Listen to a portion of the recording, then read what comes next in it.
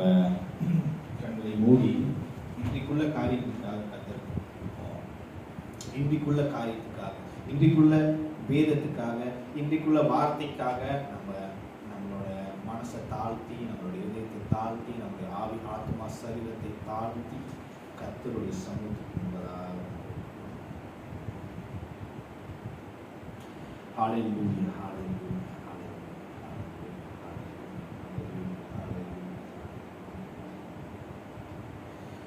நல்லவரே இயேசுவே, நான் பாடும் பாடலின் காரணரே. நல்லவரே இயேசுவே, நான் பாடும் பாடலின் காரணரே. நன்மைகள் எதிர்பார்த்து ஏழையாம் என்னை என்றும் மறவாதவர், நன்மைகள் எதிர்பார்த்து மறவாதவர், ஏழையாம் என்னை என்றும் மறவாதவர். துதியுமக்கே கனம் உமக்கே, புகழும் மேன்மையும் ஒருவருக்கே. துதியுமக்கே கனம் உமக்கே, புகழும் மேன்மையும் ஒருவருக்கே.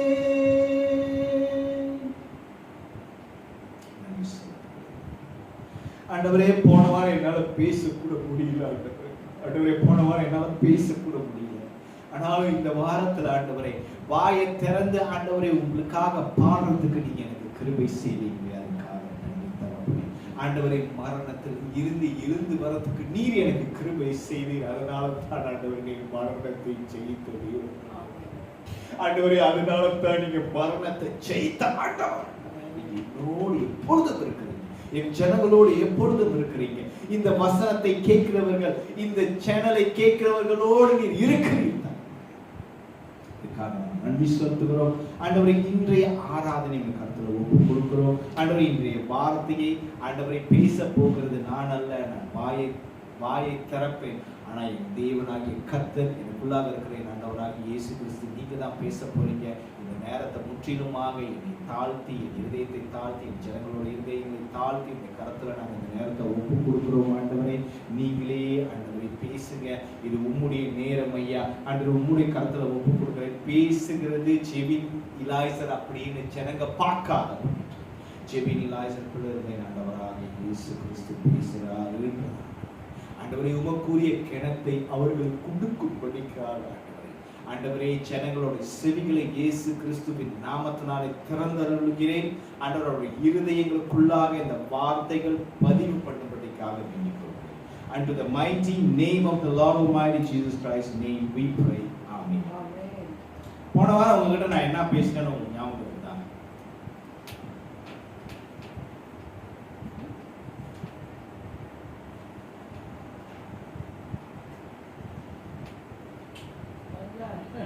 போன வாரம் நான் உங்ககிட்ட கிடியோனை பத்தி பேசினேன். கிடியோனை பத்தி பேசுறதுக்கு முன்னுக்கு அந்த முன்னோட்டம் நான் உங்களுக்கு கொடுத்தேன். அது பகுதி 1. இன்றைக்கு நம்ம பகுதி 2க்குள்ளாக நம்ம வருகிறோம். மறுபடியுமாக நம்ம நியாயாதிபதிகள் புஸ்தகம் 6வது அதிகாரம் 8வது வசனத்தை நம்ம படிக்கிறோம்.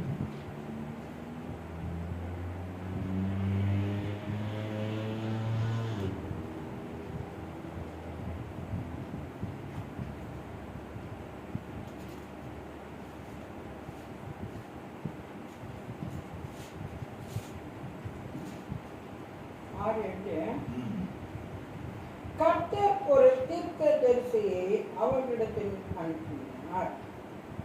அவன் அவர்களை நோக்கி, இஸ்ரவேலின் தேவனாகிய கர்த்தர் உரைக்கிறது என்னவென்றால், நான் உங்களை எகிப்திலிருந்து வரவும் அடிமைத்தன வீட்டிலிருந்து புறப்படவும் செய்தேன். ஆமென். ஓகே, போன வாரத்தோட கொஞ்சம் காரியத்தை தொட்டுட்டு நான் இந்த இடத்துக்கு வரேன். பாருங்க, போன வாரம் நான் எதை பத்தி நான் உங்ககிட்ட பேசினேன்னா பார்ட் 1 பேசினேன். பார்ட் 1னா பாருங்க, இஸ்ரவேல் ஜனங்கள் தேவனிடத்துல கதறினாங்க. அது வரைக்கும் நான் நிப்பாட்டினேன். இஸ்ரவேல் ஜனங்கள் தேவனிடத்துல கதறிட்ட உடனே இவங்க எப்படியாப்பட்ட மனசு கல்லானவங்க, கல்லான இருதயம் உள்ளவர்கள், வழங்கா களத்து ஜனங்களா இருக்கிற இவங்களை தேவன் கிட்ட கதறும் பொழுது தேவன் மறு உத்தரவு அளிக்கிறார். தேவன் மறு உத்தரவு அளிக்கிறார். தேவன் அந்த சத்தத்தை கேட்டு மறு உத்தரவு அளிக்கிறாரு. எப்படி அளிக்கிறார்னா, ஒரு தீர்க்கதரிசி. இந்த தீர்க்கதரிசியை பாருங்க, இந்த தீர்க்கதரிசிக்கு பேரு கூட எழுதல. இந்த தீர்க்கதரிசியோட பேரு கூட எழுதல. ஆனா அவன் கொண்டு வந்த அந்த மேட்டர் இருக்குல்ல, அது வெரி இம்பார்ட்டன்ட். அது வெரி precise, very true. சில சமயத்துல நம்ம அநேக தீர்க்கதரிசிகளை பார்ப்போம், பேனர் அடிச்சு ஒட்டிக்குவாங்க, இது செய்வாங்க, அது செய்வாங்க. ஆனாலும் இந்த தீர்க்கதரிசிக்கு பேர் கூட கிடையாது.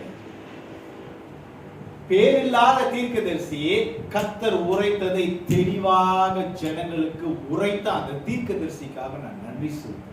அந்த தீர்க்கதரிசின்னு போட்டிருக்கிறது பாத்தீங்களா? தீர்க்கதரிசினா என்ன அர்த்தம்?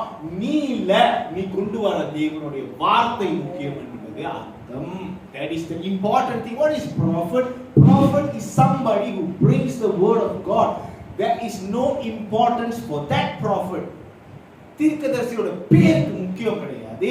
தீர்க்கதரிசி கொண்டு வருகிற தேவனுடைய வார்த்தைக்கு தான் முக்கியத்துவம். அதனால தான் இந்த தீர்க்கதரிசியோட பேரை கூட உரைக்காத படிக்க. ஆனா நான் இந்த தீர்க்கதரிசிக்கு ரொம்ப ரொம்ப நன்றி சொல்றேன்னா, தேவனுடைய வார்த்தையை அவன் கொண்டு வந்தான்.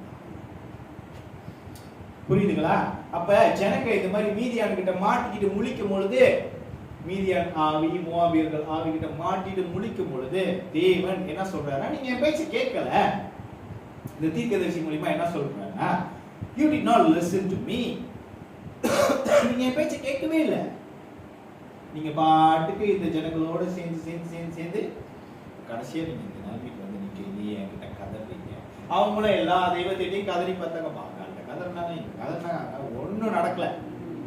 அப்ப இந்த தீர்க்கதரிசி சொல்லிட்ட உடனே, ஓஹோ நம்மளுக்கு ஒரு தேவன் இருக்கிறார் ஞாபகத்துக்கு வருது. அப்பதான் அவங்க தாத்தா பாட்டி எல்லாம், ஏன்னா தேவனை அறிஞ்சவங்க யாருமே அந்த கோத்திரத்துல இல்லையா, இல்லாம nobody knows God. இன்னைக்கு நம்ம அந்த மாதிரி ஒரு உலகத்துல தான் நம்ம வாழ்ந்துகிட்டு இருக்கோம். யாருக்குமே தெய்வன் இருக்கிறார் என்பது தெரியல. அவங்க ஏத்தியஸ்ட்னு சொல்றாங்க. ஏத்தியஸ்ட் அதாவது கம்யூனிசம், இன்னொன்னும் மதம்லாம் இருக்குது, நம்மளுக்கே தெரியாது. இன்னைக்கு நீங்க தூங்கிட்டு காலையில ஏத்துறீங்களா, இன்னொரு புது மதம் பிறக்கும், நம்புறீங்களா? ஆனா தேவன் யார் என்பது தெரியாத உலகத்துல தான் நானும் நீங்களும் இருக்கும். அப்படியாப்பட்ட ஒரு சூழ்நிலை தான் இப்ப போயிட்டு இருக்கு. ஆனாலும் தேவன் பதில் அளிக்கிறதுக்கு தவறு இல்லை. அவரை நோக்கி கூப்பிடும் பொழுது, ஏன்னா எங்க அப்பா சின்ன வயசுல எனக்கு ஒரு பாட்டு பாடுவாரு, நான் தூங்க போறேன். பேசும் தெய்வம் நீ, பேசாத கல்லோ மரமோ நிரல்ல, பேசும் தெய்வம் நீ. அந்த பாட்டு எனக்கு ரொம்ப பிடிக்கும். எனக்கு ரொம்ப அந்த பாட்டு ஏன் தெரியுமா? ஏன்னா என் தேவன் பேசுறது, என் தேவனுக்கு செவிகள் இருக்கு. எல்லா வீட்லயும் ஒட்டி வச்சிருப்பாங்க. எங்க வீட்டுல கூட silent listener. He is not a silent listener. அவர் சைலண்டா கேட்கறது மாத்திரம் இல்ல, அவர் ரொம்ப வயலண்டான ஆளு. உங்களுக்குலாம் தெரியல, எனக்கு தெரியும், எனக்கும் தெரியும். ஆனா ரொம்ப, அதாவது என்ன சொல்றேன்னா, கர்த்தருடைய ஞானம் அவர் எவ்வளவு கொடுக்கிறாரோ, அவர் எவ்வளவு கொடுக்கறதுக்கு உங்களுக்கு விருப்பப்படுகிறாரோ, that is the limit that he is going to give you. He filled me with this wisdom. அவர் என்னை இந்த ஞானத்துல நிறுத்திக்கிறார். அவர் உங்களை வேற ஒரு ஞானத்துல போற, அவங்கள வேற ஒரு ஞானத்துல போற. அது அவருடைய கரத்துல இருக்குது. ஏன்னா ஞானம் யார் இடத்துல இருக்கிறது? கர்த்தர் இடத்துல இருக்கிறது. He is very wise. அப்ப இவ்வளவு ஞானம் இருக்கிறவருக்கு காது கேட்காம இருக்குமா? இவ்வளவு ஞானம் இருக்கிறவரு பேசாம இருப்பாரா? இன்னைக்கு கொஞ்சம் நெஞ்சம் படிச்சுட்டு ஒரு 2 சாப்டர் பைபிள்ல படிச்சுட்டு அவங்க பேசுற பேச்சு இருக்க எம்மாடி. என் தேவனுக்கு அவ்வளோ ஞானம் இருக்கு. அப்ப அவர் ஒரு பதில சொல்றாரு, அவர் எவ்வளவு தெளிவா பேச. அதனாலதான் நான் சொன்னேன், இந்த தீர்க்கதரிசிக்கு நான் ரொம்ப நன்றி. ஏன்னா தேவன் பேசினதை கரெக்டா கொண்டு வந்து பேசணும். இவர் கொஞ்சம் அப்படியே மாடிஃபை பண்ணிலாம் பேசக்கூடாது. That is not a prophet. That he is not fit to be a prophet. அதனாலதான் இந்த மனுஷனோட பேர் எழுதல, ஆனா தேவனுடைய தீர்க்கதரிசி. அது போதும், அந்த பேர் போதும். அந்த மனுஷனோட பேர் தெரியலன்னா ஆமாங்க. இன்றைக்கு உள்ள தீர்க்கதரிசிகள், அதாவது கள்ள தீர்க்கதரிசிகள், இவங்களை பார்த்து கத்துக்கணும், நான் விருப்பப்படுறேன், மனம் திரும்பணும் நான் விருப்பப்படுறேன். சரியா? அப்ப இந்த மாதிரி போயிட்டு இருக்கும்போது அவர் வார்ன் பண்றாரு. வார்ன் பண்ணிட்டு ஜனங்களை நீங்க கேட்கல அப்படி இப்படின்னு வந்து ஏசிட்டு என்ன பண்றாருன்னா, அவங்க கூப்பிட்டுட்டாங்கல்ல, என் ஜனங்கள் என்னை நோக்கி கதறிட்டாங்க, கூப்பிட்டாங்கப்பா. அப்பா சில சமயத்துல அப்படிதான், அப்பாடா சே இப்போ உன் பிரச்சனை இல்லைமே தலையேற மாட்டேன்னு சொல்லிட்டு போயிடுவாங்க. ஆனா பையனோ பிள்ளையோ ஒரு பிரச்சனையில மாட்டிட்டு இருக்கும் பொழுது அவங்களுக்கு சதை துடிக்கும். அவங்க அப்பாவை நோக்கி கூப்பிடும் பொழுது அப்படி பேசின அப்பா தான் சதை துடிக்கும். தலையிட்டுருவார், அந்த பிரச்சனை இல்லை. அந்த உறவு இருக்குல்ல, அதை விட்டு கொடுக்க. அப்படிதான் ஆண்டவருக்கும் உங்களுக்கும் ஒரு உறவு இருக்குது. அவர் விட்டு கொடுக்கறதுக்கு விருப்பப்படாத ஒரு தேவன் நம்ம சொன்னோமா ஆராய்ச்சி இன்னைக்கு ராபோஜின ஆராதனையா இருக்கிறனா, let us search ourselves. நம்மள ஆராய்ச்சி பார்ப்போம். எத்தனை வாட்டி என் தேவனாகிய கர்த்தரை என்னை விட்டு கொடுக்காத ஒரு தேவனை நான் எத்தனை வாட்டி இந்த இடத்துல சரியா? அப்ப இப்படியே போயிட்டு இருக்குது அங்க. அதுக்கப்புறம் நீங்க கட் பண்ணி போயிட்டீங்கன்னா, அப்ப ஒரு ஆலமரம் இருக்குது. அந்த 6வது அதிகாரத்துல 11வது வசனத்தை படிங்க. அதற்கு பின்பு கர்த்தருடைய தூதனானவர் வந்து அபியேசரியனான யோவானின் ஊராகிய ஓப்ராவில் இருக்கும் ஒரு கர்வாலி மரத்தின் கீழ் உட்கார்ந்தார். பாருங்க, கர்வாலி மரத்து கீழே உட்கார்ந்து இருந்தாரு. ஒரு யாரு? தேவனுடைய. இப்ப என்ன தேவன் பிடிச்சு ஏசிட்டாரு. இப்ப இவங்களை காப்பாத்தணும்ல, இவங்களை காப்பாத்தணும்னா தேவனுடைய தூதனாக அனுப்பி அவன் எங்க உட்கார்ந்து இருக்கானா. அதனாலதான் இங்க பாருங்க, நான் வந்து உங்ககிட்ட ஏற்கனவே வந்து ஒரு மனுஷனை பத்தி பேசியிருக்கேன். அதாவது உத்தம கபடற்ற உத்தம இஸ்ரவேல். யார் அவரு? இயேசுவோட சீசர். அவரோட பேர் எனக்கு டக்குனு ஞாபகத்துக்கு வர மாட்டேங்குது. கபடற்ற உத்தம இஸ்ரவேலன் அப்படின்னு ஒரு வார்த்தை அவர் சொல்லுவார்ல. நீங்க உங்களுக்கு எப்படி தெரியும்னு அவன் கேட்பான். அப்ப அவர் என்ன சொல்லுவார்னா, நான் மறந்துட்டேன். புரியுதுங்களா? அதாவது பழைய ஏற்பாடு புதிய ஏற்பாடு, பழைய ஏற்பாடுடைய நகல், அசல். நாத்தான்வேல் தான் அந்த தீர்க்கதரிசி, அந்த தேவனுடைய சீஷனுடைய பேர். என் ஆண்டவராகிய இயேசு கிறிஸ்துவனுடைய சீஷனுடைய பேர் நாத்தான்வேல். அவனை தான் வந்து தேவன் சொல்லுவாரு. என்ன சொல்லுவாருன்னா, மரத்து கீழே இருந்து நான் உன்னை பார்த்துக்கிட்டு இருந்தேன்னு சொன்னாரு. அப்ப அதே தேவன் சில சமயத்துல தேவ தூதனா காட்சியில் இருப்பாரு. உங்களுக்கு தெரியுமா?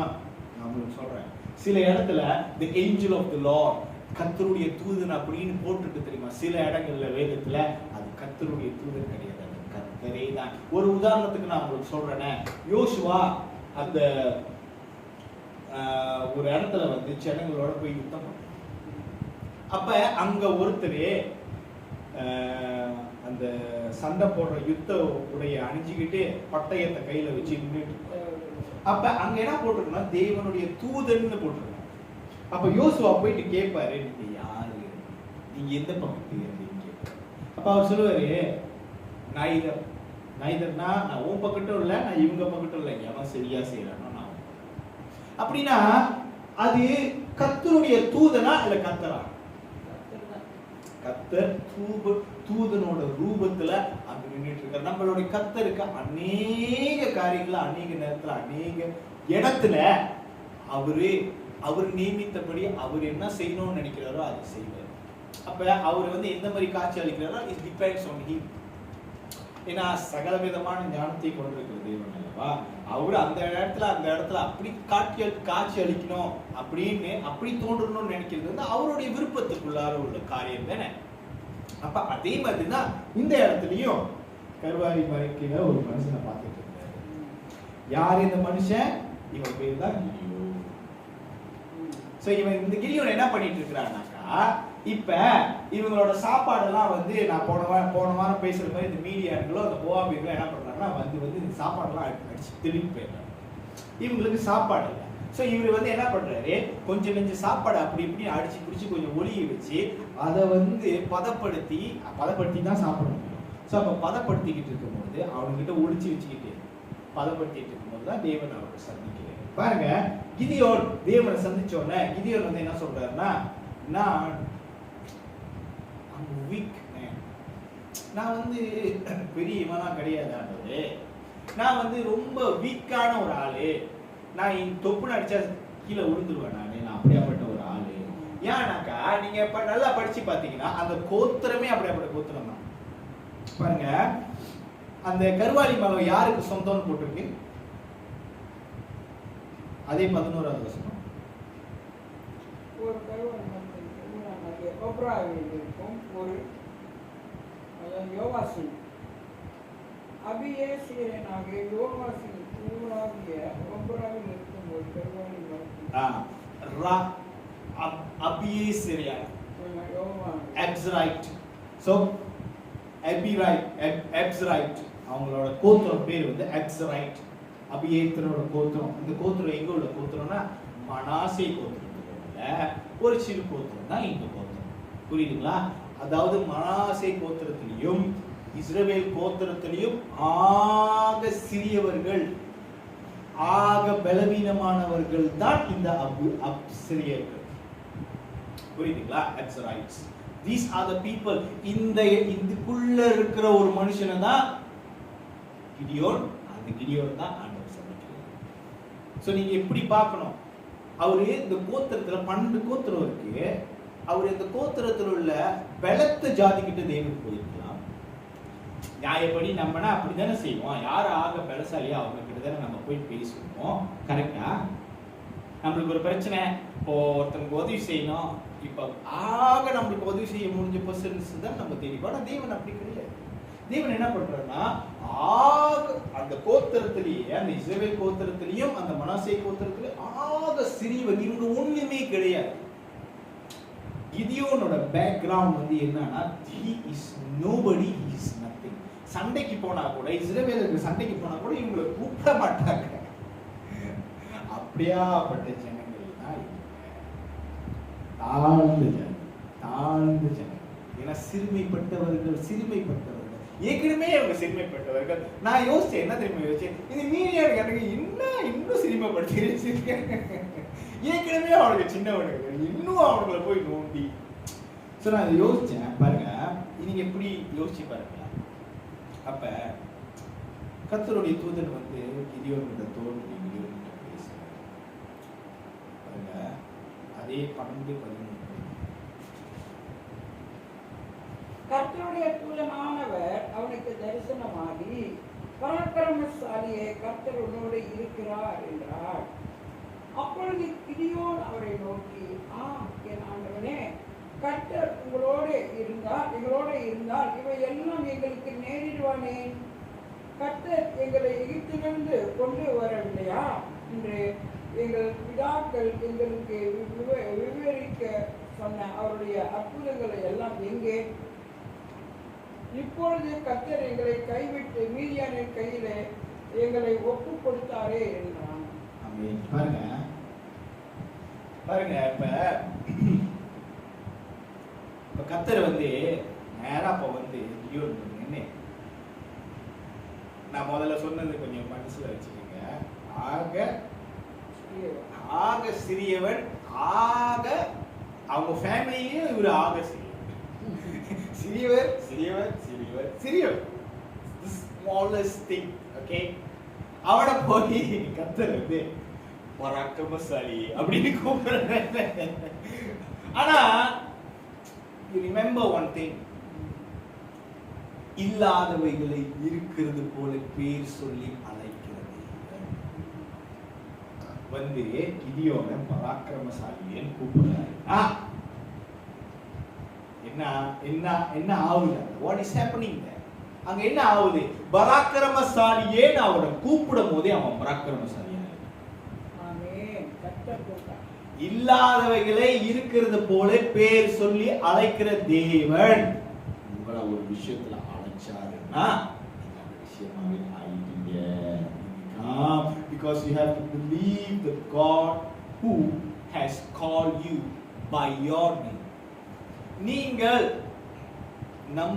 நம்ப வேண்டியது என்னவென்றால், உங்களை உங்கள் பேர் சொல்லி அழைத்த தேவன் உங்கள் பேரை சொன்னார் அல்லவா? உங்கள் பேரை சொல்லும் போதே நீங்கள் அதுவா ஆயிட்டீங்க. அதனாலதான் அவர் வந்து காமெடி பண்ணி, தேவன் வந்து இங்க காமெடி பண்ணல அவனை பார்த்து. ஆனா அவனுக்கு அது பார்த்தா என்ன நீங்க காமெடி பண்றீங்களா அப்படின்னு அவனுக்கு தோணி இருக்கும். But the thing is, when God says something, it will happen. ஏன்னா இல்ல, அந்த பொருள் அங்க இல்ல, அவர் சொன்னவனே அந்த பொருள் அங்க. நீங்களும் நானும் வணங்குற தேவன் வந்து இப்படியாப்பட்ட தேவன். நீங்க இப்படி தேவனை பார்க்கணும்ன்றது என்னோட விருப்பம், கர்த்தருடைய விருப்பமும் அதுதான். நான் பலத்து விசுவாசிக்கிறேன். புரியுதுங்களா? இல்லாதது இருக்கிறது போல பேர் சொல்லி அழைக்கிற தேவன். அவர் எது கூப்பிட்டாலும் அதை அப்படியே அழைக்கும். ஓகே, ஸோ அப்ப சொல்ற ஐயோ உடனே இப்போ டைலாக் பேச ஆரம்பிச்சிட்டே, ஓ எங்க அங்கெல்லாம் கஷ்டப்படுறோம், எங்க கடவுள் எங்க அப்படி. ஆனாலும் நான் உங்களுக்கு ஒரு வசனத்தை காமிச்சு கொடுக்குறேன். சங்கீதம் 115 5-8 படிங்க.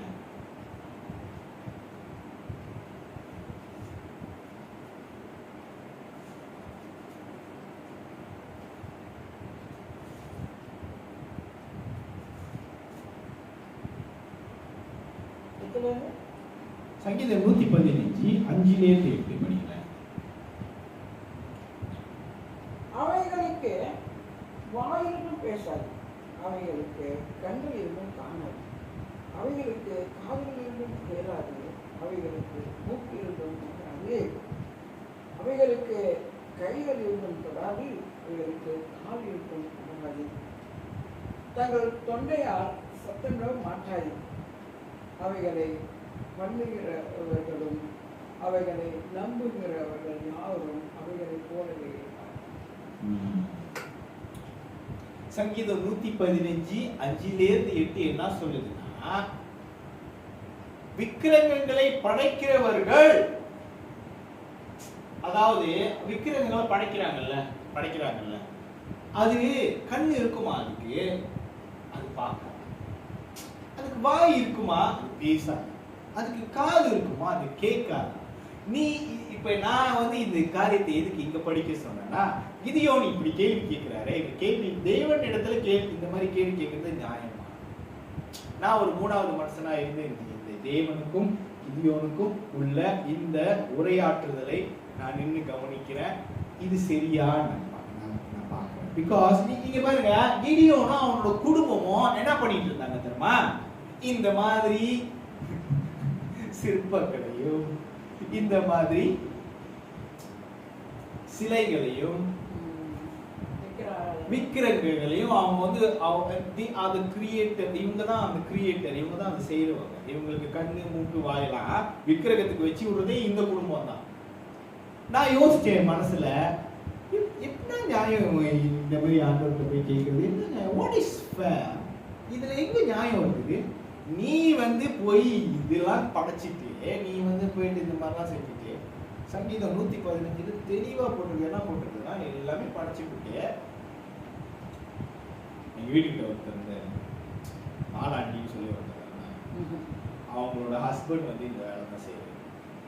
அவர் இந்த வேலை தான் செஞ்சுட்டு இருந்தாரு. என்னன்னா, அவர் என்ன வேலை செய்யறாருன்னா, இந்த கோயில்களுக்குலாம் சிலைகளை உண்டு பண்றாரு. புரியுதுங்களா? அதாவது என்னன்னா, அந்த சிலையை வந்து அவர் வந்து செய்யணும். ஜாமான் வாங்கி கொடுத்துருவாங்க கோயில்ல இருந்து, இல்லை காசு கொடுப்பாங்களான்னு எனக்கு தெரியாது. அப்போ நான் அவங்க வீட்டுக்கு டியூஷன் படிக்க போயிருந்தேன். அப்போ அந்த அங்கிள் வந்து அந்த வேலை தான் செஞ்சுட்டு இருந்தாரு. அவர் அந்த சிலையெல்லாம் செஞ்சு அதுக்கு பெயிண்ட் அடிச்சு வண்ணம் பூசி என்னென்னமோ பண்ணுவாங்க. பண்ணிட்டு இது காமெடி இல்லை, இதுக்கப்புறம் தான் ஒரு காமெடி இருக்கு. நான் சொல்ல நல்லா கேளுங்க. இவர் பண்ணி அவங்க கொடுத்துருவாங்க. கோயில்கிட்ட சிலையை ஒப்படைச்சிட்டாரு. இந்த சிலைக்கு உயிர் கொடுக்குறேன்னு சொல்லி ஒரு வேலை பண்ணுவாங்க. Sorry, I'm very sorry, because I need to talk about this. Okay, சிலைக்கு உயிர் கொடுக்குறேன்னு சொல்லி எங்கேயோ 21 நாள் போய் ஏதோ பண்ணுவாங்க, ஏதோ பச்சைப்பாங்கன்னா எனக்கு தெரியாது, அது உயிர். ஸோ அந்த மாதிரி ஒரு சம்பவத்தில் வந்து எல்லாமே கலந்துப்பாங்க. ஐ டோன்ட் நோ, ஐ மீன் தெரியல, எல்லாம் எனக்கு அவ்வளோவா டீட்டெயிலாக தெரியல. This is the thing. ஆனால் எனக்கு தெரியும் இதான் ப்ரொசீடியர். ஸோ கிடியோனோட ஃபேமிலியும் கிடியோனோட அப்பாவும் is one of those people. அந்த அங்கிள் மாதிரி தான் தெரியும், ஏன்னா அப்படிதான் அவனை பார்க்குறாங்க. அப்ப கிடியோன் வந்து கர்த்தர்கிட்ட அந்த மாதிரி கேள்வி கேட்கறது நியாயம். யோ, தப்பு பண்ணது நீங்க, நான் என்னடா பண்ணேன்னு ஆண்டவர் திருப்பி கேட்டாரா? அதான் நம்ம தெய்வம், அதுதான் நம்ம தெய்வம். That is my God. That is the God that I am talking about. That is the God that I am praising. That is the God that I am singing about. That is the God that I am preaching about. இந்த தேவனை பத்தி தான் நான் பேசுறேன், இந்த தேவனை பத்தி தான் நான் பாடுறேன், இந்த தேவனுடைய வசனங்களை குறித்து தான் நான் ஆராய்றேன். ஒரு வார்த்தை அவர் கேட்டு இருந்தாக்கா இவனால பதில் சொல்லிருக்க முடியுமா? யோசிச்சு பாருங்க. அநேக நேரங்களில் நம்ம கிடியோனோட கதையை கேட்டு கேட்டு கேட்டு நம்ம காதை எப்படி பழக்கப்படுத்தி வச்சுட்டாங்கன்னா, கிடியோனே ஆண்டவர் வந்தாரே நம்ம உதவி செஞ்சாலும் அவங்க போய் பார்க்கணும். அதுக்கு பின்னாடி நிறைய விஷயம். நீங்க வேதத்தை வாசிக்கும் பொழுது நீங்க இவங்க சொல்லி கொடுத்த மாதிரி நீங்க வாசிங்கன்னா உங்களோட வாழ்க்கை மாறாது. your life won't change. ஆனா அது இப்படி வாசிங்கன்னா ஒரு வசனமா நீங்க தியானம் பண்ணி வாசிச்சீங்கன்னா உங்களுக்கு அதுல இருந்து ஆண்டவர் ஏதோ உங்ககிட்ட பேசுவார். ஏன்னா அவர் பேசும் இவைகளை போல அல்ல, அவர்களை படைக்கிறவர்களும். That is the problem. இன்னைக்கு வந்து 1008 பேரோட வாழ்க்கையில 1008 பிரச்சனை எதுக்கு இருக்குதுன்னாக்கா, அவங்க படைச்சது முதலாவது அவங்களை காப்பாற்ற முடியும். அவங்க படைச்சதை அவங்க நம்புறாங்க, அவங்க நம்புறதே அவங்கள காப்பாற்ற முடியாது. ஆனா நான் நம்புறது என்னை காப்பாத்தும். நானே நீங்க நம்புறது எல்லாம் நம்புற ஒருவர், மூன்றில் ஒன்றோராய் ஜொலிப்பவர் நம்மளை காப்பாற்ற முடியும். ஈஸி. ஏன்னா என் தேவன் பேசுகிற தேவன், என் தேவன் உயிர் கொடுக்கிற தேவன். உயிர் யாரு கொடுக்குறது? கர்த்தர் உயிர் கொடுக்குற. சிலையை குத்திட்டு போய் எனக்கு புரியல, ப்ளீஸ், எனக்கு புரியல. நான் அது கூட ரொம்ப டீட்டெயிலா போல, ஆனா நான் சொல்றேன் எனக்கு புரியல. அது எப்படி வந்து இவங்க போய் அது உயிர் கொடுப்பாங்க எனக்கு தெரியல. எனக்கு தெரிஞ்சு யாருக்கு உயிர் தான் கொடுக்க முடியும். ஆமா தானே? எனக்கு தெரிஞ்சு ஒருத்தர் உயிர் கொடுத்துருக்காருன்னா அவர் ஜீசஸ் கிரைஸ்ட். அவர் போட்டு சிலுவையில் அடிச்சாங்க. நீங்க வேதம் மூலியமாவும் ஆராய்ச்சி பண்ணலாம், நீங்க இந்த உலகம் மூலியமா நீங்க வந்து இந்த சரித்திரத்தை எடுத்து பார்த்தாலும் அவர் அங்க இருப்பாரு, ஆணித்தனமா இருப்பாரு. ஏன்னா கிறிஸ்துவுக்கு முன் கிபின்னு போட்டிருக்கு. கிறிஸ்துவை வச்சுதான் அதை பிரிச்சிருக்காங்கன்னா அப்படின்னா அந்த மனுஷன் உயிரோடு தான் இருக்கு. ஆமா தானே? எனக்கு தெரிஞ்சு செத்து உயிரோட வந்தா அவரால் உயிர் கொடுக்க முடியும். அவனால தான் நிறைய காரியங்கள் செய்யணும். எனக்கு தெரிஞ்சு இந்த ரேஸ் இஸ் ஆஃப்டர் யூ. அப்ப கிதியோன் இந்த மாதிரிலாம் பேசிட்ட உடனே 14வது வருஷம் படிங்க.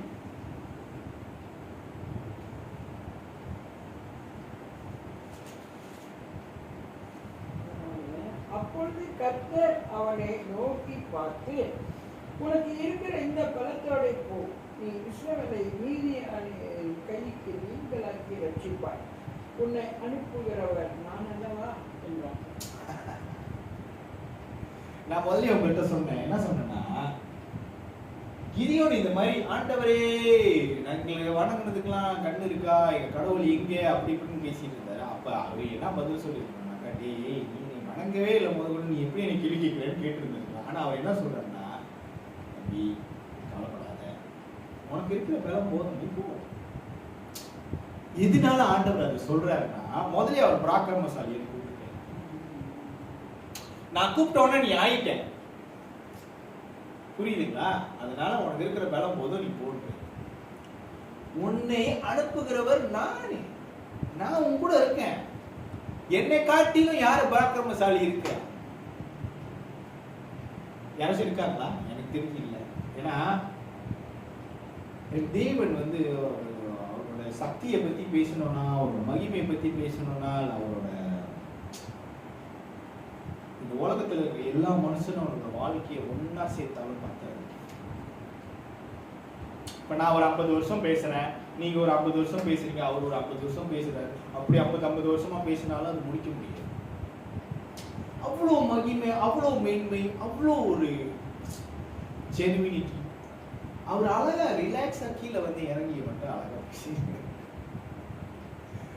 தேவன் எப்படியாப்பட்ட தேவன், ஏன் தாழ்மையா இருங்கன்றது அந்த ஆண்டவர் யார் சொல்லி கொடுக்குறாருன்னா, நீங்க கத்துக்கணும். அவ்வளோ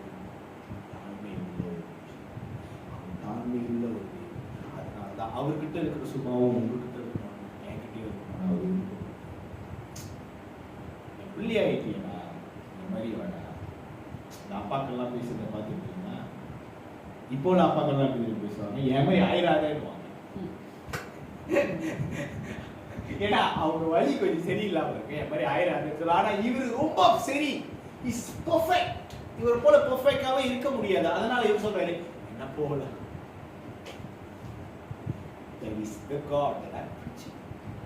நான் சுவிசேஷமாய் சொல்லுகிற தேவன் இவர்தான். அப்ப என் அப்பா, எங்க அப்பா எனக்கு எவ்வளவு பிடிக்கும், அப்ப என் தேவனை எனக்கு எவ்வளவு பிடிக்கும். தான் எனக்காய் ஜீவனை விட்டவர்,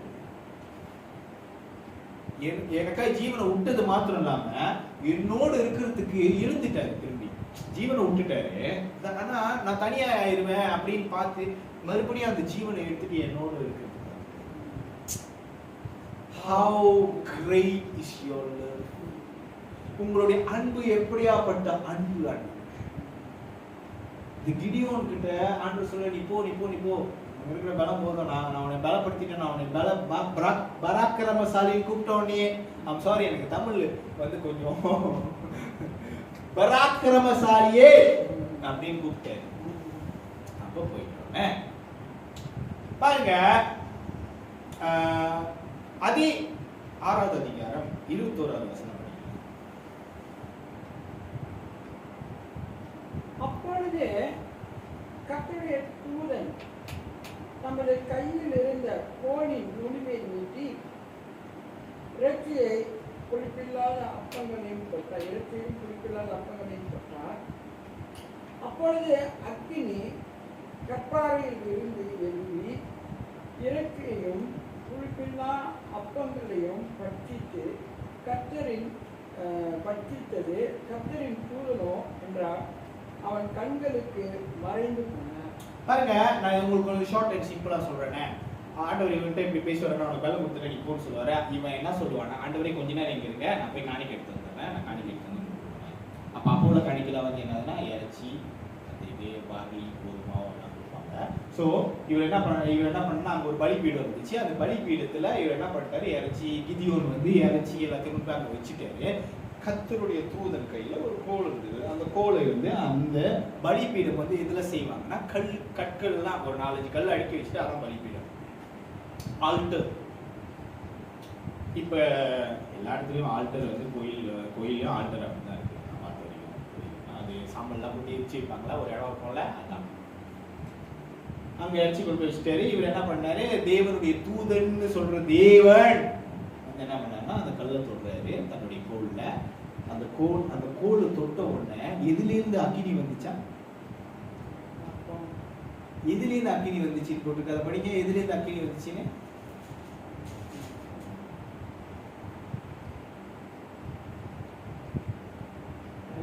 அப்பொழுது அக்கினி கற்பாறையிலிருந்து எழும்பி. ஆமென். இது நீங்க நல்லா புரிஞ்சுக்கணும். இப்ப எலியா சொன்னாருல்ல, எலியா சொன்னாருல்ல, அப்ப வானத்திலேருந்து ஒரு அக்கினி வந்து விழுந்துச்சுன்னு போட்டிருக்கோம்ல, அப்ப அந்த கற்பாறையின் மேல் பிடித்ததுன்னு போட்டிருக்கோம்ல, அந்த அக்கினி தான் இந்த அக்கினி கற்பாறையுமே சுட்டு எரிக்கிற அக்கினி. புரியுதுங்களா? அப்ப இந்த கோலை கையில வச்சுட்டு இருக்கிறாரு, இந்த கோல், இதே கோல் தான் மோசேக்கிட்டயும் வருது. அந்த கோல் தான் நீங்க நினைக்கிறீங்க. நான் நினைக்கிறேன், நான் என்ன நினைக்கிறேன், மோசே ஜனங்களை கூட்டிட்டு வந்தாரா இல்லையா தெரியாது. நான் என்ன சொல்ல, ஒரு தீர்க்கதரிசி அவர் வேலையை அவர் செஞ்சாரு. ஆனா எனக்கு தெரிஞ்சு அந்த கோல் தான் அந்த ஜனங்களை நான் அப்படிதான் அந்த காரியத்தை பார்க்கிறேன். அந்த கோல் தான் அவங்களை வெளியே கூட்டு வந்துச்சு. ஒரே ஒரு கோல், ஒரே ஒரு கட்டை. இந்த தாத்தாலாம் வச்சு நினைப்பாங்க, எப்படி தொங்காட் சொல்லுவாங்க, அந்த கட்டை. அந்த கோலை தான் ஆண்டவர் என்ன சொல்றாரு, மோசேவை யாத்திரையாகமம் வேணாம் படிக்க வேணாம், யாத்திரையாகமம் 17வது அதிகாரம் 5-6 ஒரு வசனம் இருக்கும். என்ன வசனம்னா, இந்த கோலை எடுத்து நீ அந்த கல்லுல அடி தொடு. இந்த கல்லுல கோல் எடுத்து அந்த கோல் தான், அந்த கோலை அங்க தொடும் போது தண்ணி வந்துச்சு. இந்த கோலை இங்க தொடும் போது நெருப்பு வந்துச்சு. அந்த கோல் அப்ப மோசே கையில இருந்த கோல் யாரோட கோல்? யாரு இப்ப கோலை கையில வச்சிருக்கா? கர்த்தருடைய தூதன் கோலை கையில வச்சிருக்கான். அப்ப கர்த்தருடைய தூதன் எனப்படுகிற கர்த்தர் அவர் தொட்டுட்ட உடனே, ஏன்னா நானும் சில சமயத்துல யோசிப்பேன், எப்படிடா தெய்வ தூதர்கள் வந்து ஆண்டவரோட வழியை எப்படி அவங்க வாங்கிப்பாங்க அப்படின்னு நான் யோசிப்பேன். ஆனா கிடியோன் ஆண்டவரை அடையாளம் கண்டு கொண்டுட்டான். அது கர்த்தருடைய தூதன் அல்ல, அது கர்த்தரே தான் அப்படிங்கிறது. அதனாலதான் அவன் காமிக்க வந்து செலுத்தின உடனே கர்த்தர் அதை காமிக்க.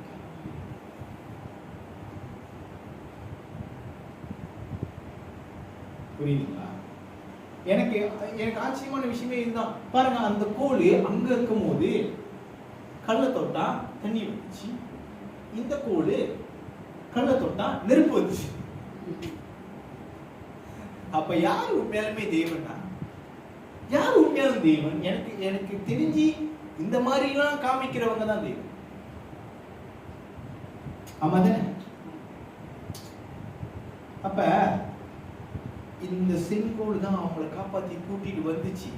அந்த எகிப்திலிருந்து காப்பாத்தி கூட்டிட்டு வந்த அந்த செங்கோல் மூலியமா தான் இவங்க இன்னைக்கு இந்த இடத்துல இருக்கிறாங்க. அப்ப மீதியான்கள் முறுக்கும் பொழுது மோவாபியர்கள் இல்லாத படிக்கப்படும் போது திருப்பி வந்து,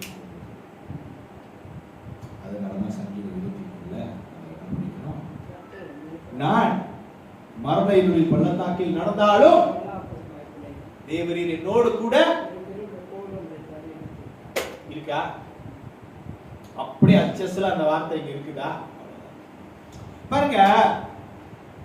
அதுக்கப்புறம் இந்த இந்த அவர் பலிபீடத்துல எரிச்சார் இல்ல, ஆண்டவர் வந்து 6வது அதிகாரம் 25வது வசனத்துல வந்து கிதியோனை பார்த்து என்ன சொல்றாருன்னா, நீ எனக்காக ஒரு பலிபீடத்தை கட்டணும். இது இப்ப நம்ம எரிச்சு நீ இப்ப நான் வாங்கிக்கிட்டேன், அது சரியான பலிபீடம் கிடையாது. நீ எனக்காக ஒரு பலிபீடத்தை கட்டணும். நீ எப்படி கட்டணும்னா, உங்க அப்பா அம்மா எல்லாம் செஞ்சு வச்சிருக்காங்கல்ல தெய்வம், இப்ப இந்த ஜனங்களாம் வந்து வந்து கும்பிட்டுட்டு போறாங்கல்ல அந்த தெய்வம், அந்த அந்நிய தெய்வம், அந்த விக்கிரகம், அது எல்லாத்தையும் உடைச்சி அது மேல நீ பலிபீடத்தை கட்டு. புரியுதுங்களா? அப்ப மொத்த காரியமே ஆண்டவர் அங்க வந்தோம்னா அவங்களை விடுவிக்கிறது கிடையாது, அவங்கள இந்த விக்கிரகங்கிட்ட இருந்து விடுவிக்கிறது தான். அது அப்படியே வந்து என்னைக்காவது ஒரு இந்து சகோதரனோ ஒரு முஸ்லீம் சகோதரனோ இந்த மாதிரி உள்ளுக்கு ஆண்டவருக்குள்ளாக வரும்போது முதலாவது அவர் ஆண்டவர் எதை உடைக்கிறாரு?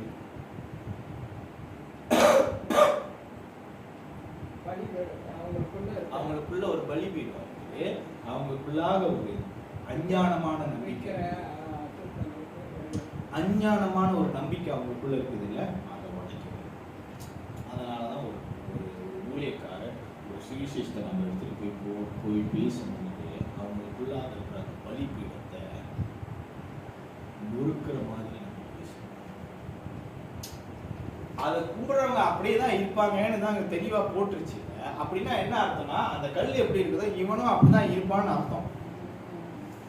அப்ப அவனுக்குள்ளுக்கு ஒரு பலிபீடம் இருக்கு, நீ அதை உடைக்கணும், நீ இதை உடைச்சு பிரயோஜனம் இல்ல, இதை உடைச்ச கலவரம் வரும், சண்டை வரும், இது வரும், அது வரும். ஆனா அவனுக்குள்ள இருக்கிற பலிபீடத்தை உடைச்ச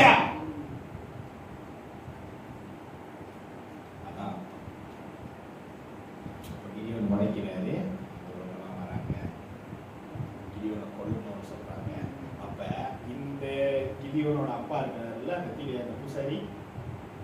பூசாரி சொல்றாரு, வாழ்நாள் தெய்வமா இருந்தா அதுக்கு அதை காப்பாத்திக்க தெரியலையா, நீங்க ஏன் பிள்ளைய வந்து வெட்டுறதுக்கு வரீங்க? ஆனா அந்த மனுஷன் அங்க ரொம்ப ஞானமா பேசினாங்க. அப்பதான் அவனுக்கு சக்குன்னு அடிச்ச மாதிரி இருந்துச்சு. மை காட், கர்த்தர் கிடியோனை பயன்படுத்துறதுக்கு முன்பதாக எத்தனை காரியத்தை செய்யறது பாருங்க. அதனாலதான் நீங்க இப்படி படிக்க ஆரம்பிச்சீங்கன்னா வேதம் உங்களுக்கு ருசிக்க ஆரம்பிச்சிடும். நீங்க அதை ரொம்ப நேசிக்க ஆரம்பிச்சிடும். எங்க போனாலும் ஒரு நாள் கூட உங்களால பைபிள் படிக்காம இருக்க முடியாது. ஏன்னா தேனி மொழியும்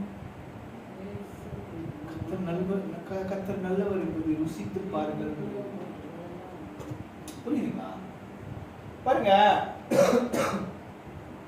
கர்த்தர் உங்களுக்கும் எனக்கும் சொல்லுகிறது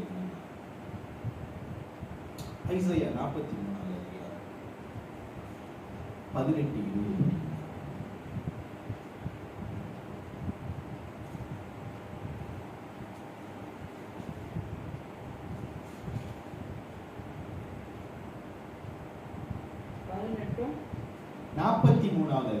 முந்தினவைகளை நினைக்க வேண்டாம், பூர்வமானவைகளை சிந்திக்க வேண்டாம்.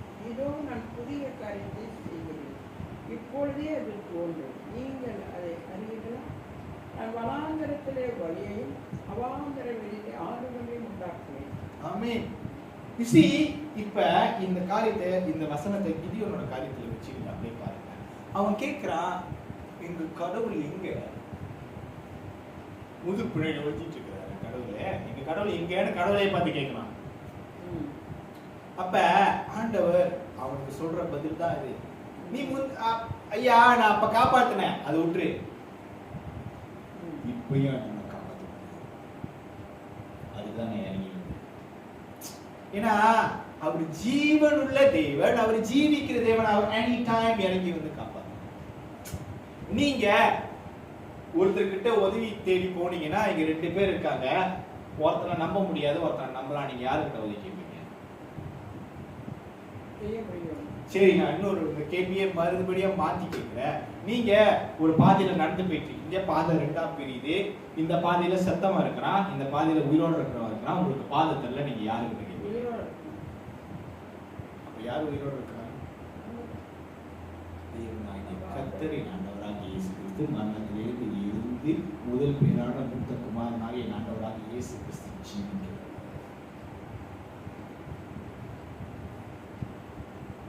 செத்து போனதுகிட்ட போய் பாதை கேட்க முடியாது. அதே மாதிரிதான் அந்த செத்து போன விக்கிரகர்கிட்ட நீங்க போய் வாழ்க்கை குறித்து கேட்க முடியாது, அது பதில் சொல்லாது. அதனாலதான் ஆண்டவர் சொல்றாரு, ஐயா முந்தினதெல்லாம் மறந்துடு, இப்ப நான் இறங்கி வந்திருக்கேன்ல, இப்ப நான் புதிய கருத்து செய்ய போறேன், நீ பாரு. ஏன்னா டெய்லி என்னால புதிய காரியத்தை செய்ய முடியும். புலம்பல் புஸ்தகம் எடுங்க, 3:22-23 படிங்க. 3:22 படிங்க.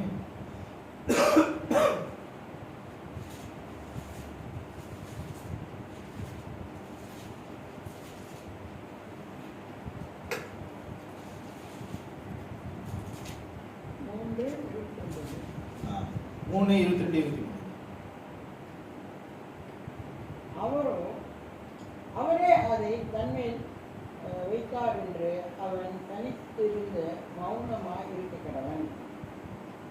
நம்பிக்கைக்கு இடம் உண்டோ? புலம்பல் 3:22-23. நாம் நிர்மூலமாக இருக்கிறது கர்த்தருடைய கிருபை, அவருடைய இரக்கங்களுக்கு முடிவில்லை, அவைகள் நாள்தோறும் புதியவைகள், உமது உண்மை பெரிதாயிருக்கிறது. ஆமென். பாருங்க, கர்த்தருடைய இரக்கங்கள் நாள்தோறும் புதிதா இருக்குதுன்னு வேதத்துல போட்டிருக்குது. நாள்தோறும் புதிதா இருக்குது. அப்பனா கிதியோனுக்கு நாள்தோறும் ஆண்டவர் அந்த பழைய காரியத்தை கொண்டு வந்து இவருக்கு உதவி செய்யல. ஆனா பழைய காரியத்தை வச்சுதான் உதவி செய்யறாரு. ஆனா பழைய காரியங்கள்ல அவளுக்கு உதவி செய்யல. உங்களுக்கு இந்த டிஃபரன்ஸ் வந்து நல்லா புரியணும். அதாவது என்னன்னா, அந்த கோல் அப்போ கோல் தான் அதே, பட் ஆனா அது புதிய காரியத்தை செஞ்சுக்கிட்டே. அப்ப அவரோட இரக்கங்கள் அன்னாடைக்கும் உங்களுக்கு புதுசு புதுசா இறக்கும். அன்னாடைக்கும் காலையில நீங்க ஏந்திரிக்கும் போது நீங்க என்னத்த ருசிக்கிறீங்கன்னா அவரோட இரக்கம். அவை காலை தோறும் புதிதா இருக்கும். நல்லா இருக்குல்ல? நீங்க பாடும்போது நல்லா இருக்கு, நான் பாடும்போது நல்லா இருக்கு. என்ன கதைன்னா, நல்லா கேட்டுக்குங்க. இது காலை தோறும் புதிதா புதிதா புதிதா டெய்லி உங்களுக்கு கொடுக்குறாரு. என்னைக்காவது ஒரு நாள் நீங்க டெய்லி புதுசா ஆண்டவருக்கு ஒரு பாட்டு பாடுறீங்களா? என்னைக்காவது ஒரு நாள் டெய்லி புதுசா ஆண்டவருக்காக நீங்க ஏதாவது செய்யுங்க. Every day he give you new life. Every day he give you new compassion. His compassion never fails. அப்படின்னா அவருடைய இரக்கங்கள் தவறினதே கிடையாது. ஒவ்வொரு நாளும் காலையில நமக்கு கிடைக்குது. Me and you. But have we ever think in a new way? புதிதா யோசிச்சிருக்குமா ஆண்டவரை பத்தி? புதிதா ஆண்டவரை பத்தி பாடிருக்குமா? புதிதா ஆண்டவரை பத்தி பேசிருக்குமா? புதிதா ஆண்டவரை பத்தி உணர்ந்திருக்குமா? அவர் மட்டும் உங்களுக்கு புதுசு கொடுக்கணும், நீங்க மட்டும் அன்னைக்கு பழசு கொடுத்துக்கிட்டே இருக்கீங்க. எப்படி இது நியாயமா? ஆமா தானே? எனக்கு தோணுச்சு, நான் கேட்டேன், என் மனசுல எனக்கு தோணுச்சு, ஆமா ஆண்டவர் எனக்கு டெய்லி புதுசா செய்யறாரு, ஆனா நான் புதுசா அவருக்கு செய்யவே.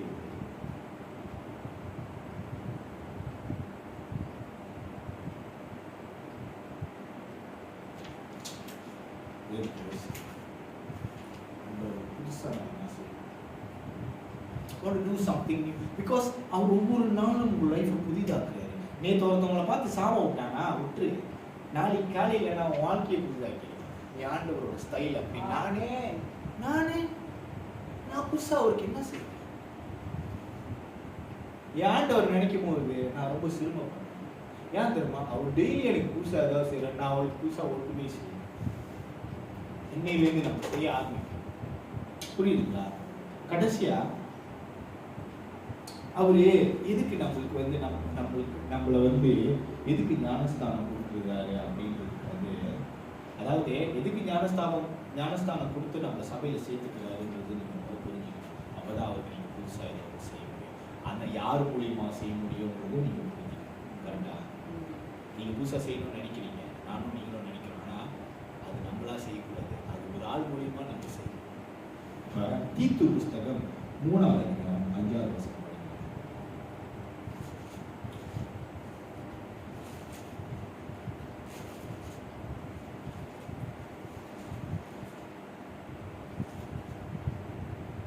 நாம் செய்த நீதியின் கிரியைகளின் நிமித்தம் அவர் நம்மை ரட்சியாமல் நமது இரக்கத்தின்படியே மறுஜென்ம முழுக்கினாலும் பரிசுத்த ஆவியாருடைய புதிதாக்குதலினாலும் நம்மை ரட்சித்தார். கிதியோனை ரட்சித்தார், அந்த ஜனங்களை ரட்சித்தார். மனாசே கோத்திரத்தில் அந்த சிறுமப்பட்ட அந்த ஒதுக்கப்பட்ட அந்த ஜனங்களை ரட்சித்தார். எதனால ரட்சித்தார்? அவர்களுடைய நீதியின் நிமித்தமா. இயேசு கிறிஸ்து நேற்று இன்றும் நாளை என்றும் மாறாதது. உங்களுக்கு தெரியுமா? அதே தான் அவர் இங்க சொல்றாரு. பழைய ஏற்பாடு புதிய ஏற்பாடின் வெளிச்சம் என்பதை நான் முதலே உங்ககிட்ட சொன்னேன். நகல் அப்ப அவர் எங்கேயும் என்ன தெரியுமா சொல்றாரு? அவர் நம்மளை காப்பாத்துனது எதுக்கு? அவர் கிடியோனையும் அந்த ஜனங்களும் காப்பாத்துனதுக்கு எதுக்கு? அவங்க செஞ்ச நற்காரியத்தினால கிடையாது. இன்னைக்கு நிறைய பேர் சேர்ச்சிக்கு வர நம்மளுக்கு நினைப்பு, நம்ம என்னமோ நல்ல காரியம் செஞ்சுட்டோம்னா ஆண்டவர் நம்ம ரட்சிச்சு அப்பா என் குடும்பமும் நானும் தப்பிச்சோம்னாப்பா நினைப்பு. அந்த நினைப்பு அழிச்சு தயவு செய்து. ஏன்னா அவர் நம்மளை காப்பாற்றுறதுக்கு காரணம் இந்த நினைப்பு வரும்போதெல்லாம் தீத்து 3வது அதிகாரம் 5வது வசனத்தை எடுத்து படிச்சுக்கிட்டே இருக்கு. நம்ம செஞ்ச நல்லதுனால அவர் இங்க நம்மளை கூட்டிட்டு வரல, அவரே நம்மளை காப்பாற்றணும்னு விருப்பம் கொண்டிருக்கிறாரு. அவருடைய இரக்கங்களினால நம்மளை காப்பாத்தினாரு. காப்பாத்தி மறு ஜென்மம் என்றும் கழுவதில்லினால் நீங்க மறு ஜென்மமா ஆகணும்ன்றதுதான் அவருடைய விருப்பம். அதனாலதான். ஆனா யார் மூலியமா அதை செய்யணும்? புதுமைப்படுத்துகிறது யாரு? பரிசுத்த ஆவியானவர். அதனாலதான் நீங்க ஜெபம் பண்ணீங்கன்னா ஒவ்வொரு நாளும் நீங்க ஒரே ஜெபத்தை தான் பண்ணுவீங்க. ஆனா பரிசுத்த ஆவியானவர், உங்களுக்குள்ள இருக்கிற பரிசுத்த ஆவியானவர், அவர் தேவன் இடத்துல அவர் உங்களுக்காக வாக்குகள் அடங்க பெருமூச்சுகளோடு உங்களுக்காக வாதாடும் பொழுது அவர் டெய்லி புதுசா என் தேவனுக்கு பிடிச்ச நிறைய பரிசுத்த ஆவியானவர் தான் அப்படிதான் செய்வாரு. டெய்லி அவர் பிடிச்ச மாதிரியே பண்ணுவார். புதுசா பண்ணிக்கிட்டே இருப்பார். புது பிரேயரா வந்துகிட்டே இருக்கும். அவங்களுக்கு பரிசுத்த ஆவியானவர் உங்களுக்குள்ள எதுக்கு இருக்கிறாருன்றது உங்களுக்கு தெரியாதனாலதான், எனக்கு தெரியாதனாலதான் நம்ம ஒவ்வொரு நாளும் keep on repeating the same thing. ஆனா தேவனுடைய கிருபை புதுசா வந்துகிட்டே இருக்கு. நம்மளுக்கு நம்ம ஏதாவது பண்ணணும்.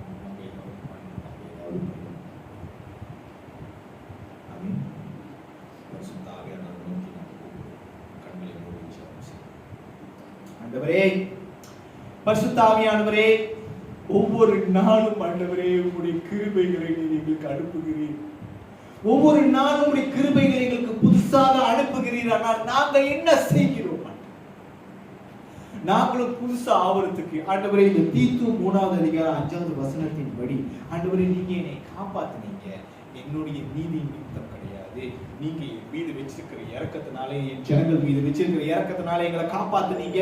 ஆனாலும் என் தேவனாகிய கர்த்தரை இப்பொழுது பரிசுத்த ஆவியானவரின் நிமித்தம் எங்களை நீங்க புதுப்பிக்க வேண்டும் என்று விசுவாசிக்கிறேன். புது விசுவாசம், புது பாடல், புது துதி, புது மகிமை, புது எண்ணம், தேவனை குறித்துள்ள புதுவிதமான எண்ணங்களை நாங்கள் யோசிக்கும்படிக்கு பரிசுத்த ஆவியானவர் எங்களுக்கு கிருபை செய்யுங்க, எங்களுக்கு சொல்லிக் கொடுங்க.